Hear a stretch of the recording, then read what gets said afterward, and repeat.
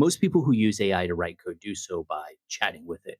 You give it some instructions, you let it do its thing, and out comes an app. The AI agent hallucinating and having context drift are real challenges. I've been using a refined agent native workflow that treats your AI LLM like a collaborator as opposed to a glorified autocomplete. But let me walk you through this strategy and show you what it does and why it works. You can't develop anything without knowing what it is, and your spec file defines that. This anchors the LLM's reasoning to the core requirements of our project, and it does so before a single line of code is written. This is our source of truth by separating what the app is from what it does. That kills the hallucination gap. Next, we initialize our progress.md file.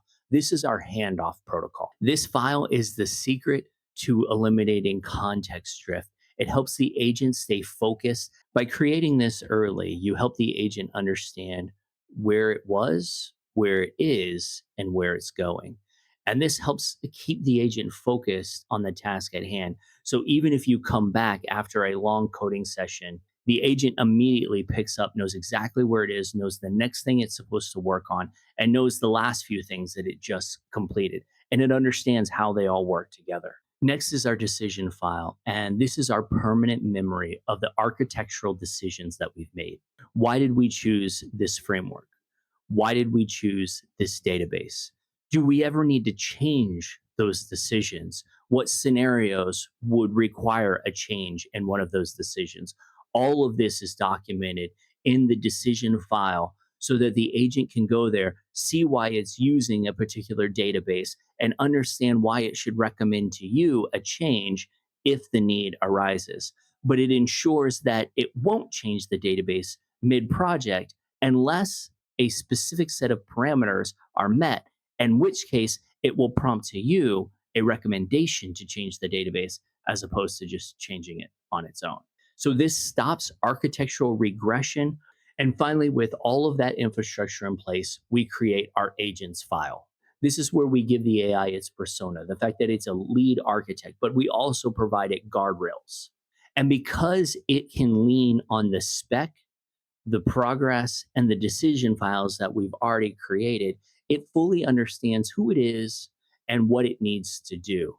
This gives it a very structured environment to operate in so that we can have a little more trust that when we ask it to do something, it's going to do what we need it to do. And because we've structured our project in this fashion, we can do things like ask the AI agent, what should we work on next? Or let's implement the next feature. And it will look at the progress file and recommend a feature that needs to be worked on. We can also tell it, hey, I'm done.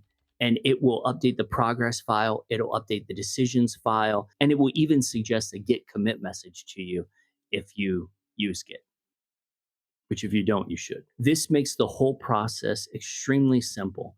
And every time you come back to this project, the agent will know where it is and know what it's doing. Also included in the prompt library are things like security audits, things that you should do before you deploy to the application, even doing audits of your tests. So be sure and check out the how to use the prompt library file below. The transition from chatting to agent native development isn't just about prompts. It's about setting up an environment where the AI agent can succeed. And by defining your spec, your progress, and your decisions files, you're locking in what the application is now and what you want it to look like when you're done. This gives the agent the best possible chance of understanding your vision for the project. AI is no longer some autocomplete. It's a collaborator that you're working with to solve a real world problem. Again, I've put all of the prompts that I used in this video in a GitHub repository with a how-to document. I'll link those below so that you can start a project and do so using these guardrails. There's even prompts in there if you have an existing project that you'd like to convert to this process. Anyway, until next time, thanks for watching.